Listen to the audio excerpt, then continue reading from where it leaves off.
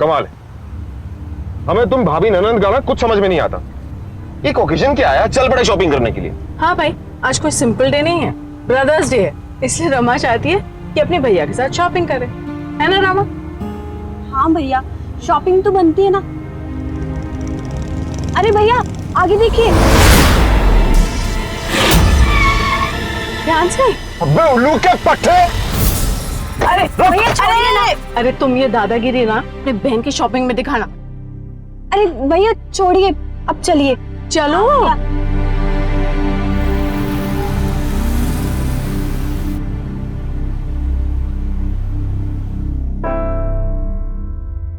भाभी कितनी अच्छी ड्रेसेस है ना। हाँ बहुत अच्छी, चलो चलो। बैठो बैठो। भैया जरा कुछ दिखाइए अच्छा सा।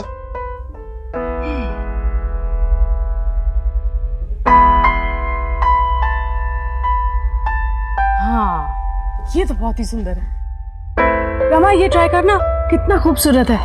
चल तुम ये वाला और ये तीनों ट्राई कर लो। लेकिन भाभी भैया भैया तुम्हारे मोबाइल पे बिजी है, तुम चलो ना, तुम ट्राई करो। चलो भाभी प्लीज आप एक बार भैया को बुलाइए। अच्छा रुक, मैं अभी उनको बुला के आती। ठीक है।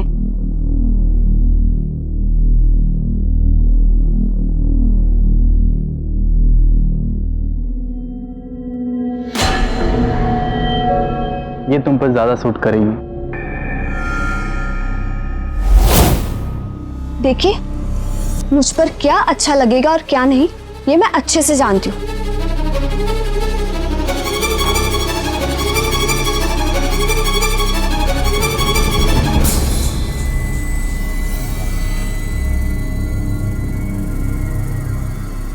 ये दिखाना जरा।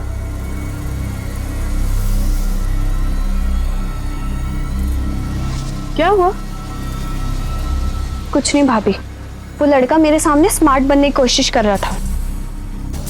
चल जाने दो उसे, तू चूज कर ना, ये कितना अच्छा है, ये ले चले। अच्छा है ना?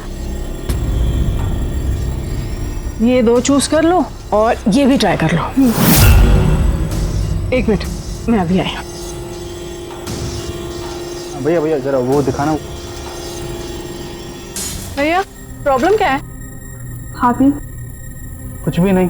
तुम जैसों को ना हम बहुत अच्छे से पहचानते हैं, तुम्हारी हीरोपंती ना 2 मिनट में खत्म कर सकते हैं। हाँ भैया। क्या हो रही थी? अरे हम बात कर रहे हैं उनसे। लड़की छिड़ता है। अरे लड़की छिड़ता है। भैया। आज तुम्हें हम जिंदा नहीं छोड़ेंगे तुम्हें। भैया जी अरे रहने दीजिए, हम बात कर रहे हैं उनसे। क्या कर रहे हैं आप, छोड़िए ना। चल चल, देखना मत दोबारा। इसीलिए हम तुम दोनों के साथ में शॉपिंग करने के लिए नहीं आते हैं। अब तुम लोगों को शॉपिंग करवाएं या तुम लोगों को प्रोटेक्शन दे? चल चलो अब घर, बस हो गया। अरे बैग ले गया तू।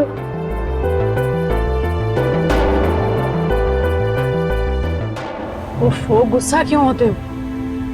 वैसे भी एक जवान लड़की की जिम्मेदारी उसकी शादी से पहले उसके भाई की होती है, शादी के बाद उसके पति की। बस बहुत हो गया ये ब्रदर्स डे और भाभीज डे। इसकी शादी करवाने का बंदोबस्त करो। अरे इतनी सी घटना के लिए आप उसकी शादी तक पहुंच गए? अरे एक आवारा लड़का आया, हमने उसे झाड़ दिया, वो चला गया। वैसे भी अच्छे लड़के कोई बाजार में नहीं मिलते। कमाल है, अभी अभी तुम कह रही थी कि जवान लड़की है और शादी के बाद जिम्मेदारी पति की होती। 24 साल की तो हो गई है ये, तो बुढ़ापे में शादी करवाएंगे क्या इसकी? अरे लड़का ढूंढो इसके लिए।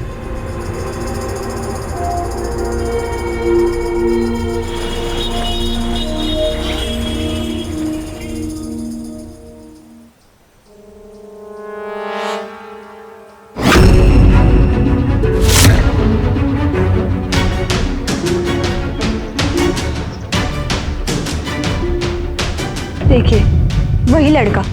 अरे ये लड़का यहाँ कैसे पहुंच गया? लगता है हमारा पीछा करते करते यहीं पहुंच गया। चलो अभी इसे बताती हूँ। चलो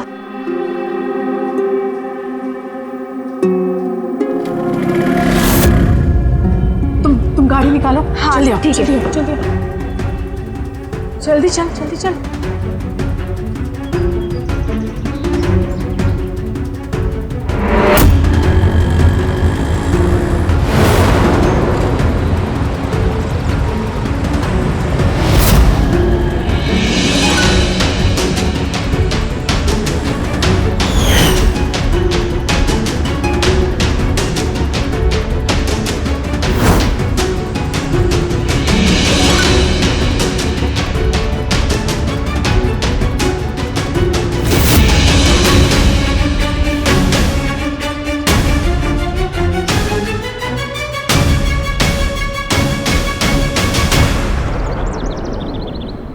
तुम यहाँ ठहरो। हाँ, ये उसी की बिल्डिंग है। भाभी रहने दीजिए ना, अगर कोई गड़बड़ होगी तो। अरे उसे सबक सिखाना है। तुम यहाँ ठहरो, हम अभी आते हैं। हमारा बैग यहाँ है। भाभी आ रहे हैं हम।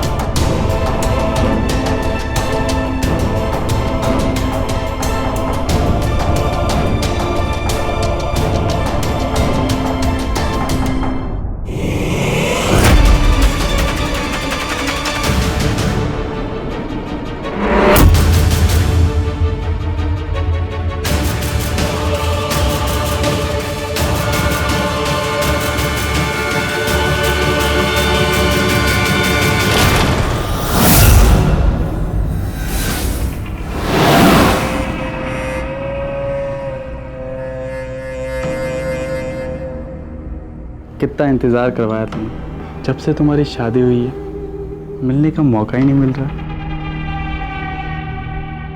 शादी से पहले की बात और थी। अब तुम रहे हमसे उम्र में छोटे, तो हम तो आपसे शादी तो नहीं कर सकते थे ना। अगर ऐसा रहेगा तो हम जी नहीं पाएंगे, कुछ रास्ता निकालो।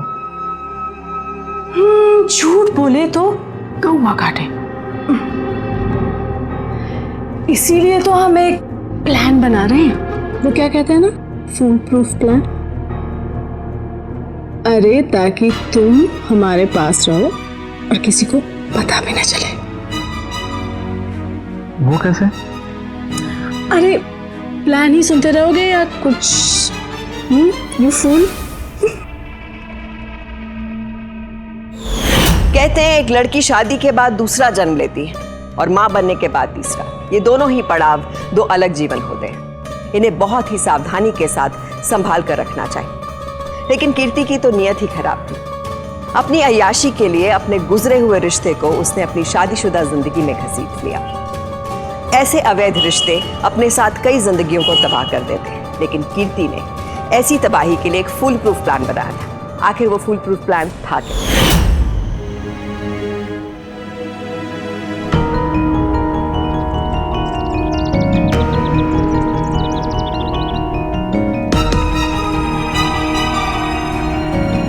क्या हुआ भाभी? हम बताते हैं, चल तो सही।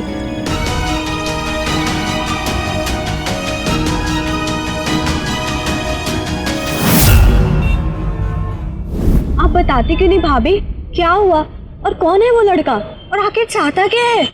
तुमसे शादी करना चाहता है। शादी? हाँ, वो मिथिलेश चौबे है, हमारे कानपुर का ही है वो। देख, वो वकालत कर रहा था जब हमारी शादी तुम्हारे भैया से हुई। बस उसने हमारी शादी में तुम्हें देख लिया और तब से तुम्हारा दीवाना हो गया है। बट रबिश भाभी, हम भी यही समझते थे लाडो, लेकिन जब हम उसके घर गए ना, उसने हमें ढेर सारी तस्वीरें दिखाई तुम्हारी, जो उसने हमारी शादी में तुम्हारी खींची थी। देखोगे? बहुत चाहता है वो तुझे लाडो। भाभी आप क्या बोले जा रही हैं? मुझे कुछ समझ में नहीं आ रहा है। एक लड़का जो मुझे अचानक मॉल में मिलता है, फिर मेरा पीछा करता है, और अब आप कह रही हैं कि वो मुझसे शादी करना चाहता है। देखिए भाभी, मुझे लगता है हमें भैया को सब कुछ बता देना चाहिए, वही उसकी अकल ना ठिकाने लेकर आएंगे। नहीं नहीं, अभी नहीं, मुझे एक आध बार उससे मिलने दे। लड़का अच्छा दिखता है, अब तो वकालत भी कर रहा है, अपने माँ बाप का इकलौता बेटा है। माना कि वो तुमसे मिलने के लिए गलत तरीके का इस्तेमाल किया, लेकिन कहीं ऐसा ना हो कि अच्छा लड़का हाथ से निकल जाए। देख, हम उसके माँ बाप को बहुत अच्छे तरीके से जानते हैं, मौसी बुलाते हैं हम उसकी माँ को। देखिए भाभी, मुझे तो कुछ समझ में नहीं आ रहा है। अरे थोड़ा समय देगी हमें। लड़का अच्छा है, बस एक आध बार हम उससे मिलकर तसल्ली कर लेते हैं। भाभी हैं हम तुम्हारे, बड़ी बहन की तरह, बुरा थोड़ी ना चाहूंगी। हम जानते हैं भाभी। अच्छा चलिए ठीक है, कल हम फिर से चलेंगे।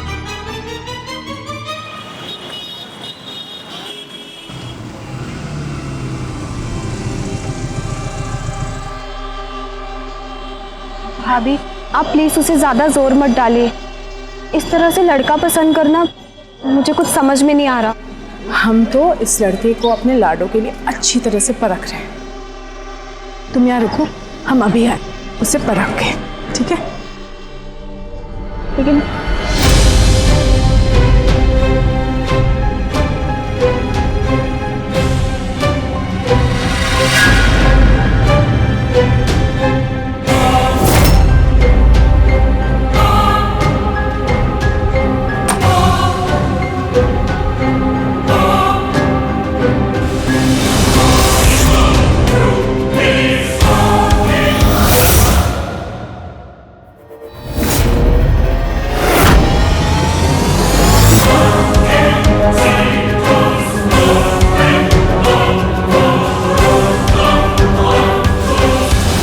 बहुत चालाक हो तुम। अब आगे का प्लान क्या है? कुछ भी तो नहीं।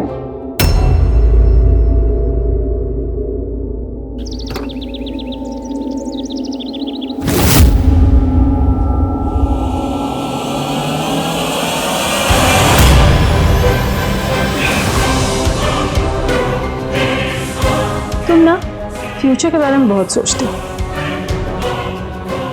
प्रेजेंट को एंजॉय करना आता है।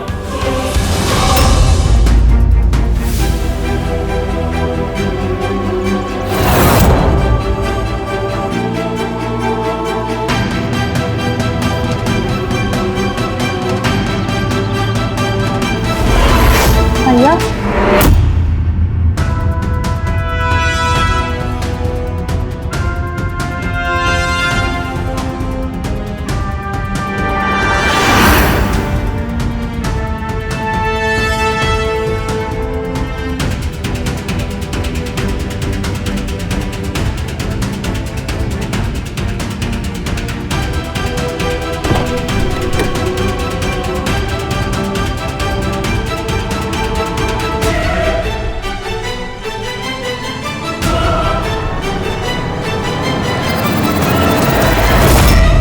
भाभी हम मानते हैं कि रमा को अप्रोच करने का तरीका हमारा गलत था। हम तो उस दिन भी आपसे बात करना चाहते थे, फिर आप ही हमें पहचाने नहीं। फिर अविनाश भैया का गुस्सा देखकर हम तो डर ही गए थे। हम कसम खाते भाभी, आपके शादी वाले दिन ही रमा को देखकर हमें प्यार हो गया था। वो तो बस हम हिम्मत नहीं जुटा पाए थे, क्योंकि हम पहले वकालत खत्म करना चाहते थे, ताकि छाती ठोक कर हम रमा का हाथ आपसे मांग सके। अभी प्लीज एक बार रमा से बात करवा दीजिए। अरे अगर वो मना करेगी तो हम कुछ नहीं कहेंगे। अरे हम कोई नहीं होते हैं फैसला लेने वाले। रमा के भैया उससे बहुत प्यार करते हैं। भाभी हम इस शहर में वकालत की प्रैक्टिस करते हैं। हम तो घर जावे बनने के लिए भी तैयार हैं। देखो मिथिलेश, तुम एक अच्छे लड़के हो। अरे तुम्हारी अम्मा जी को हम मौसी बुलाते हैं, मगर इस मामले में हम कोई फैसला नहीं ले सकते। अगर तुम्हें रमा से शादी करनी है तो इज्जत के साथ हमारे घर आइए। भाभी भाभी प्लीज हमें अपना नंदोई बना लीजिए। हम रमा जी को बहुत खुश रखेंगे। आइंदा हमारी ननद का पीछा मत कीजिएगा, वरना हम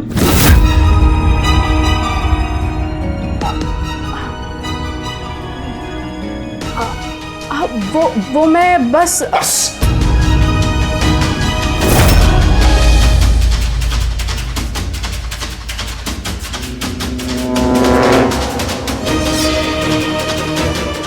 रमा। भाभी भैया नीचे इंतजार कर रहे होंगे, आप चलिए। चलो रमा।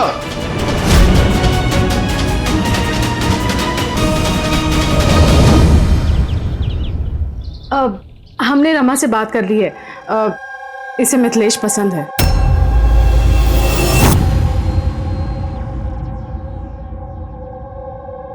कमाते कितना हो?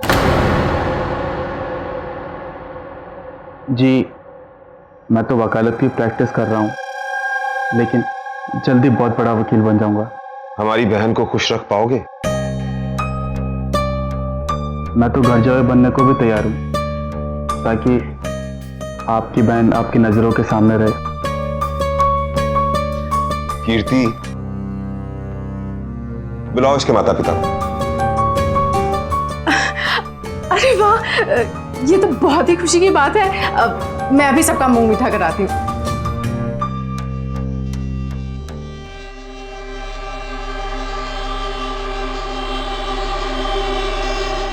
खुश हो? जी भैया। चलिए मुंह मीठा कीजिए।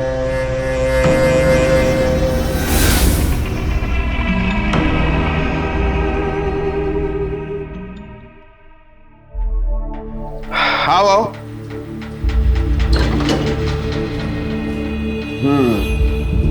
मिथिलेश, ये हमारा ही घर है और आज के बाद तुम दोनों इसी घर में रहोगे। थैंक्स भैया। हमें लगता है ना लल्ला जी और रमा को हमारे साथ ही रहना चाहिए। ये घर लेके देने की क्या जरूरत थी? अरे कैसी बातें कर रही हो तुम कीर्ति? शादी हुए 1 महीना हो गया है, कब तक हमारे साथ में रहेंगे? और वैसे भी बहन और जवाई घर से जितना दूर रहे उतना ही अच्छा है।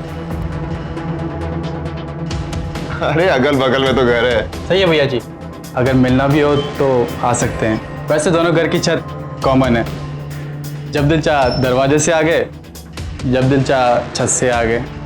क्यों भाभी जी? वकील साहब, जितना शक्ल से शरीफ दिखते हैं उतने हैं नहीं। चलो घर देखते हैं, आओ।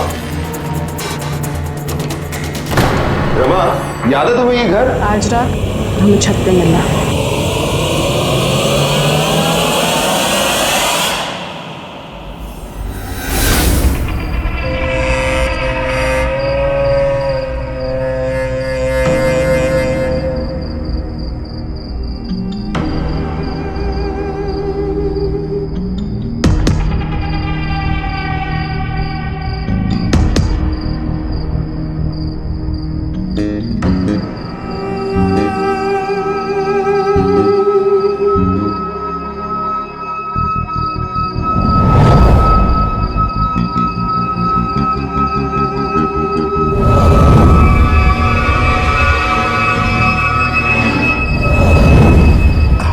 क्या ये? सुबह आइए लल्ला जी, करवाते हैं आपको नाश्ता।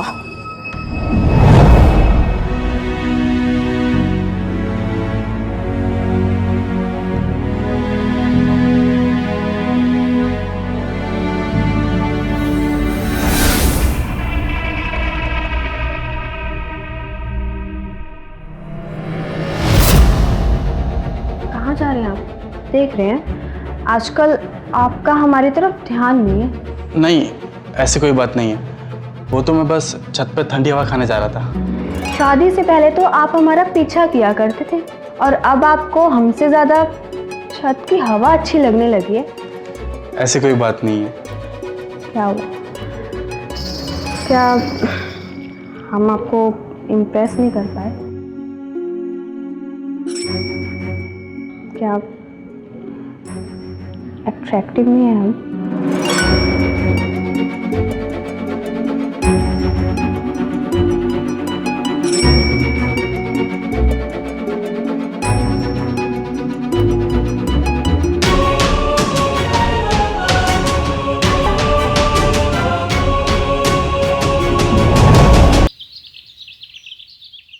नहीं, बस हो गया हमारा। भाभी, अरे आओ। खुश रहिए, बैठो, नाश्ता करो।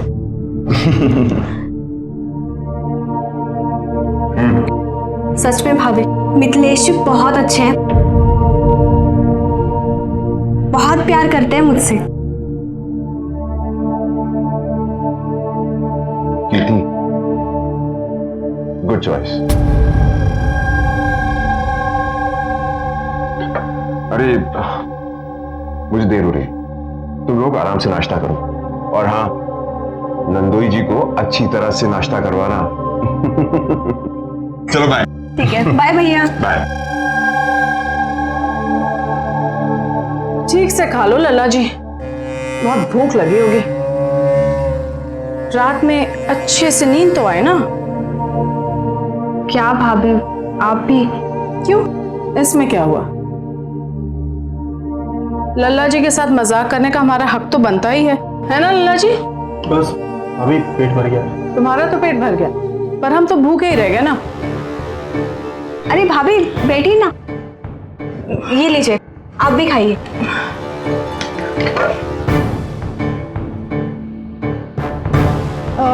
ऐसा करो, तुम नहा के आ जाओ। जाओ जाओ। अच्छा ठीक है, मैं नहा कर आती हूँ। हाँ।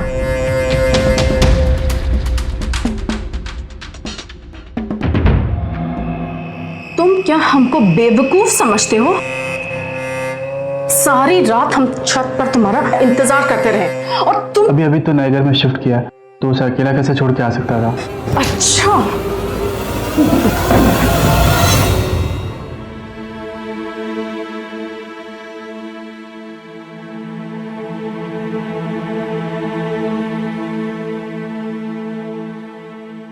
अरे पानी तो आ ही नहीं रहा। ऐसा करती हूँ, भैया के घर पे जाके नहाती हूँ। हाँ। कौन है हम? सारी रात हम तुम्हारा छत पर इंतजार करते रहे और तुम अपनी लुगाई के साथ मजे उड़ाते रहे। हाँ, हमने तुम्हारी शादी इसलिए नहीं कराई थी कि तुम दोनों हाथों में लड्डू लेके। अभी दर्द हो रहा है। और हमें जो दर्द हो रहा है उसका क्या? अरे भाभी अरे अरे भाभी, आप मार क्यों रही इन्हें? क्यों मार रही इन्हें भाभी? अरे लोई लगती है आपकी वो। अरे भाभी तो मार रही हूँ। अरे लेकिन भाभी हुआ क्या, बताइए तो सही। दहेज मांग रहा है ये। दहेज? हाँ, दहेज। अरे भाभी रुकिए, भाभी आप गलत कर रही भाभी। अरे भाभी रुकिए, भाभी आपको कोई गलत फहमी हो रही है। अरे आप ही सोचिए, अरे लेशी दहेज क्यों मांगेंगे? अरे तू अंदर जा, मैं अभी इसे ठीक करके आती हूँ। नहीं भाभी, मैंने कहा ना अंदर जाओ, मैं भी इससे बता कर आती हूँ। लेकिन भाभी रुकिए।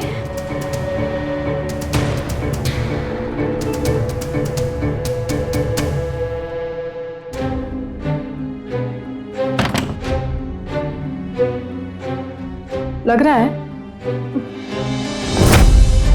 क्या हुआ? अभी प्लीज। पेट भर गया है या अब हम अच्छे नहीं लग रहे हैं? एक बात तुम कान खोल के सुन लो लल्ला जी, हमने ना बहुत सोच समझ के तुमको अपना नंदोई बनाया है। अगर ये रिश्ता हम जोड़ सकते हैं ना, तो इसे हम तोड़ भी सकते हैं। क्या सोच रहे हो? अगर हमें हमारा हिस्सा नहीं मिला ना, आज जितने जूते पड़े हैं ना, उसका खुराक डबल कर देंगे।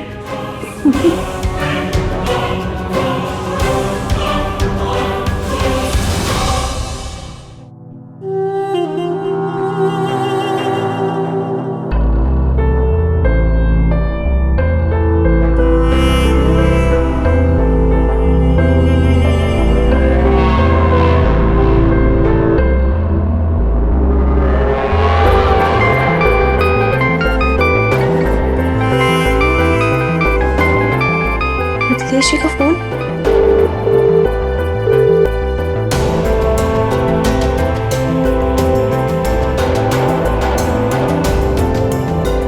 कौन सा चाबी से स्टार्ट करें हम तुम्हें?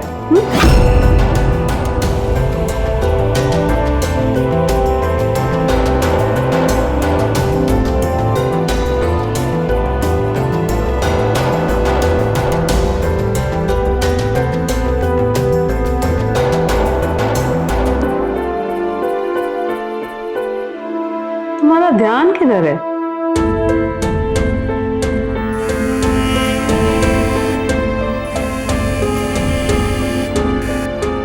अरे फोन कट कर दिया।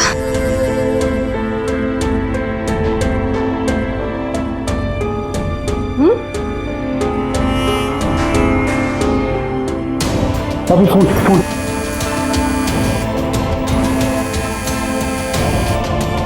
रहने दो फोन को, हमारे ऊपर कंसंट्रेट करो ना। भाभी टेंशन हो रही है, फिर रमा आ गई तो। अरे रहने दो। मिथिलेश फोन क्यों काट रहे हैं? मुझे लगता है जरूर कोई गड़बड़ है, मुझे वहां जाना चाहिए।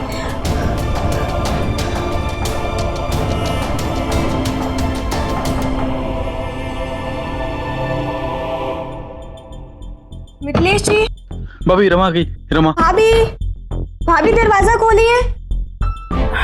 मिथिलेश जी।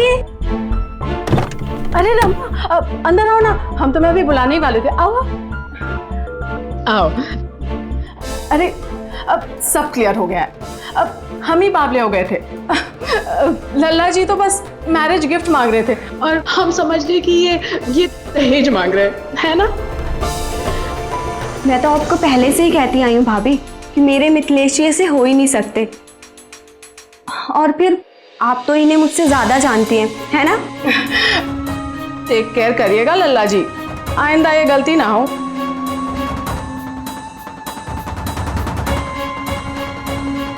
मिथिलेश जी, आपने फोन क्यों किया था? और फिर बात भी नहीं की आपने? हाँ, वो गलती से लग गया था।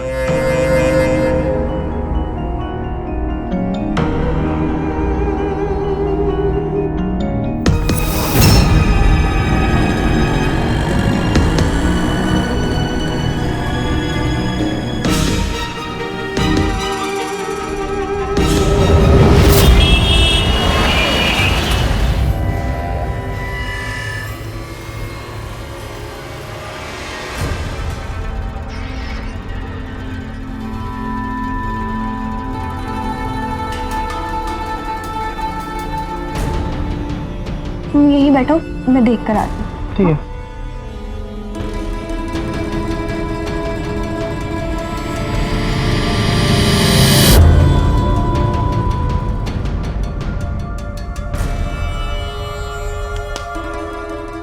क्या तमाशा चल रहा है? कुछ नहीं, मैं अपनी बीवी को शॉपिंग कराने लाया था। तुम्हें क्या लगा था एक सुंदर बीवी मिल गई है, बना बनाया मकान दे दिया अविनाश जी ने? याद रखना, तुम्हारा सिम कार्ड हमारे कब्जे में है। जब चीज चाहो ना, नेटवर्क डाउन कर देंगे। भाभी जी, स्मार्ट तो आप है ही। मेरे ख्याल से आपको अपनी ज़िंदगी में आगे बढ़ जाना चाहिए। अब आप अपने नेटवर्क में खुश रहिए और हमें अपना टॉक टाइम एंजॉय करने दीजिए। इस खेल का अंजाम जानते हो? तो ये खेल खेल के भी देख लीजिए। आप बॉल सामने से मारेंगे तो अब बॉल आपके मुंह पर आकर लगेगी।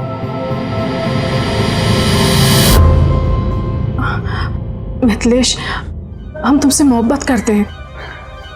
मोहब्बत, अय्याशी, अय्याशी करते थे आप हमारे साथ।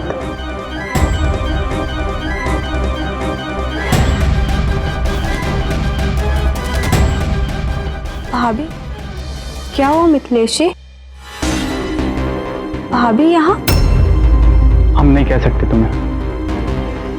खामखा तुम्हारा और भाभी के बीच डिफरेंसेस पैदा हो जाएंगे और वैसे भी तुम बिलीव नहीं करोगी। हम पत्नी हैं आपकी, बताइए क्या बात है? कीर्ति, पति है हम तुम्हारे, बोलो ना क्या बात है। मुझसे बहुत बड़ी भूल हो गई, मुझे माफ कर दीजिए। क्या हुआ है? तुम इस तरह से क्यों रो रही हो? इससे पहले कि मेरी जुबान खुले, आप मेरा गला ही घोट दीजिए। मैं जीना नहीं चाहती। पागलों जैसे बात मत करो। क्या हुआ? क्या है? सच सच बताओ, क्या हुआ है? मिथिलेश। मिथिलेश? क्या किया मिथिलेश ने? बोलो।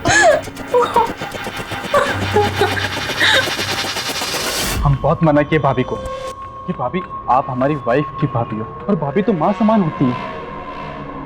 और उनकी गंदी नजर, छी। कितनी बार समझाया उनको कि भाभी हम रमा से बहुत प्यार करते हैं, पर वो नहीं मानी। जब मन किया जूती उतार के सूतने लगी। जब वो पकड़ी जाती है तो कहती है कि हम दहेज मांगते, कभी कहती है कि मैरिज गिफ्ट मांगते, बात बात पर जूती उतार के सूतती। अब इस बात के लिए अपने नंदोई को कोई सूतता है क्या कि उनकी इच्छा पूरी नहीं की? नहीं, हमारी भाभी ऐसी बिल्कुल नहीं, वो ऐसा कर ही नहीं सकती। बस इसलिए हम आपको इस बात में इन्वॉल्व नहीं करना चाहते थे। हम जानते थे कि आप हमारी बात पे ट्रस्ट नहीं करेंगे। हमने तो अपनी बात कहकर अपना मन हल्का कर लिया। अब प्लीज भैया से मत कहना, नहीं तो बवाल खड़ा हो जाएगा।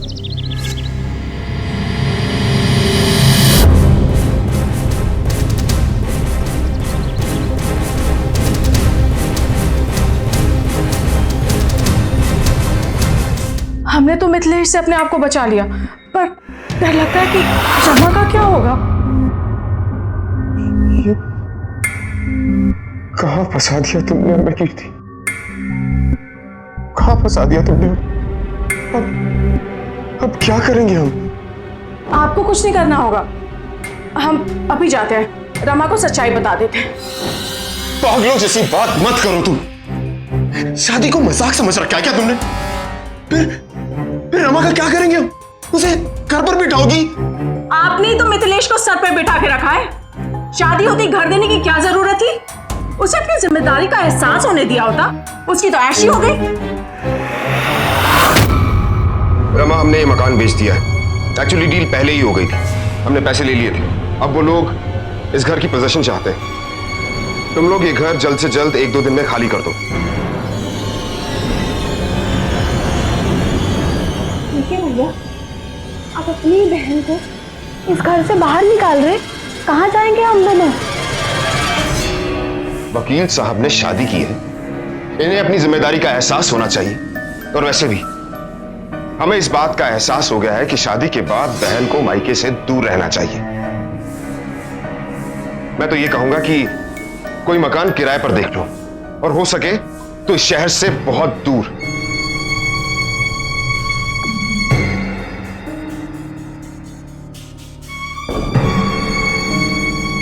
और अगर किसी चीज की जरूरत हो तो कह देना।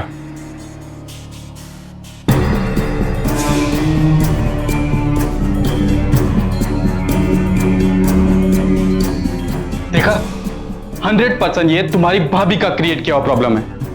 मैंने उनकी रिक्वायरमेंट पूरी नहीं की तो उन्हें हमें घर से बाहर निकाल दिया। नहीं, हमारी भाभी ऐसा कर ही नहीं सकती।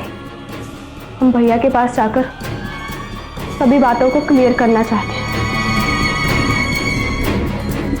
यकीन नहीं है मेरा? मैं ये घर छोड़कर नहीं जाऊंगी। अगर आपको लगता है कि ये सब कुछ भाभी ने किया है, तो आप खुद ही जाकर ये प्रॉब्लम सॉल्व कर लीजिए।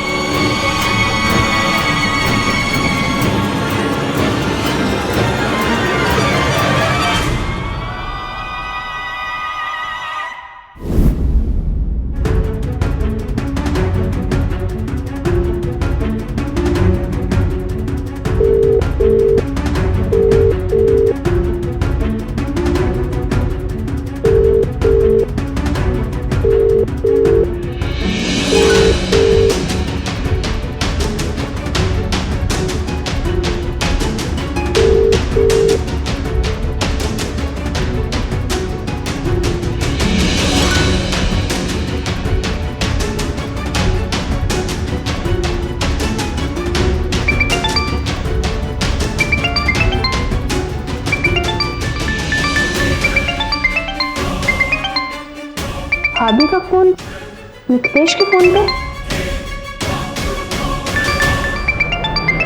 सुनो बताना, मैं जानता हूँ वो क्या चाहती है, और अब तो तुम भी समझ गई होगी। मिथिलेश, फोन उठाइए। मैंने कहा फोन उठाइए, मेरे सामने बात कीजिए। हेलो भाभी। क्या बात है लल्ला जी, बार बार फोन क्यों कर रहे हो? उसके लिए आई एम सॉरी, यानी हर बात के लिए सॉरी।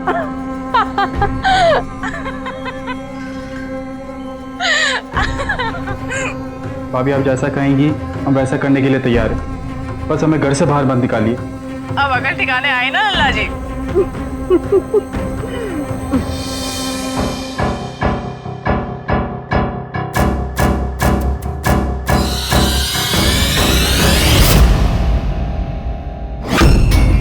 इससे पहले कि हमारा हाथ तुम पर उठ जाए, अपना सामान लेकर यहां से दफा हो जाओ।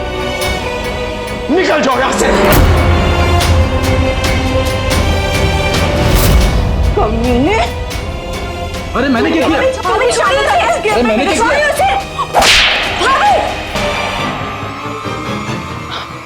तुम ऐसे नहीं मारोगे, निकलो यहां से।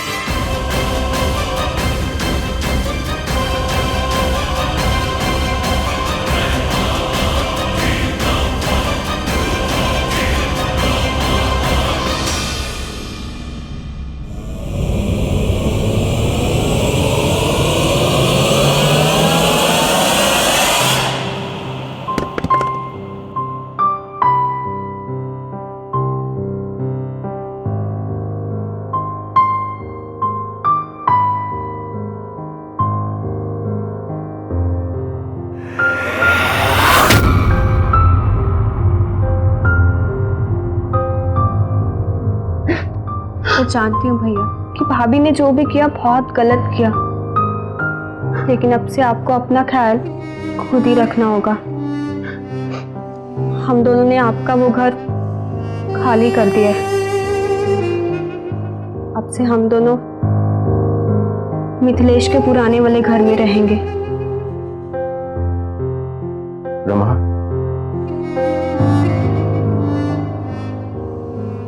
मैं चाहता हूं कि कुछ दिनों के लिए तुम और मिथिलेश यहीं रहो।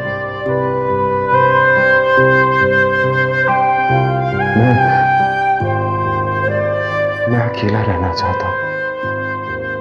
आज मैं उस घर में ही रात बिताऊंगा।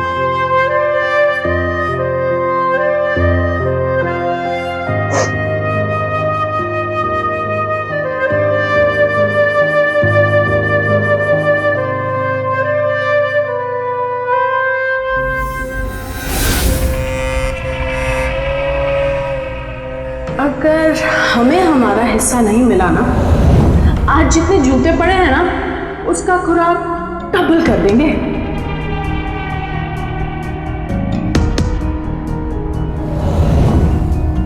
मिथिलेश, हम तुमसे मोहब्बत करते हैं। अय्याशी करते थे आप हमारे साथ।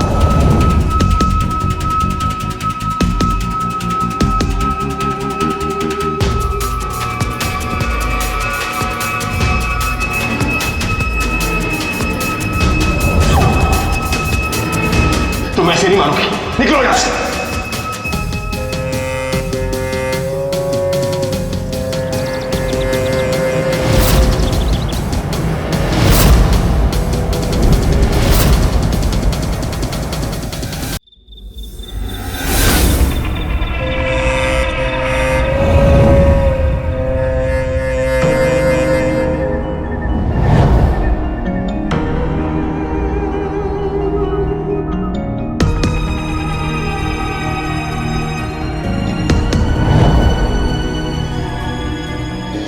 हमें फंसाकर चैन से सो रहे हो ना लाजी? और तुम हमें एक्सपोज करना चाहते थे, जबकि इस कांड में तुम बराबर के हिस्सेदार हो। हमारे साथ हमारे पीछे पीछे कानपुर से चले आए और हमने तुम्हारी शादी अपनी ननद से करवा दी ताकि हम दोनों आस पास रह सके। लेकिन हमारी ननद और जब घर तुम्हारे क्या हाथ पड़ गया, तुम तो हमी को रास्ते से निकालने का सोचने लगे। हम तुम्हें छोड़ेंगे नहीं।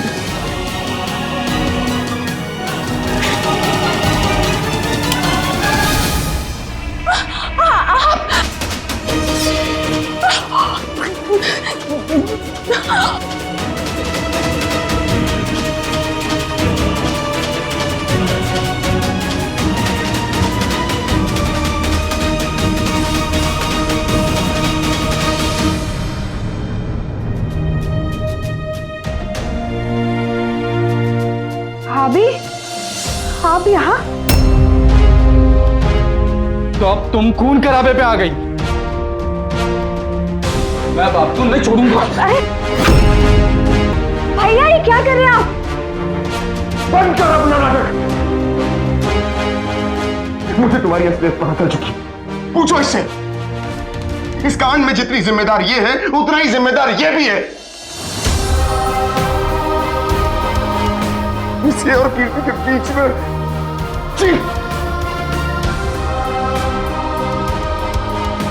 इन दोनों ने मिलकर हमें बेवकूफ बनाया।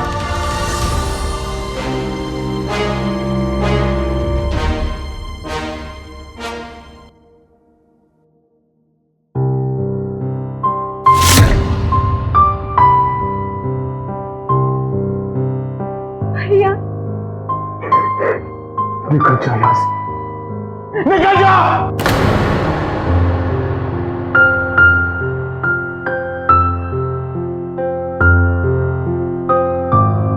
बस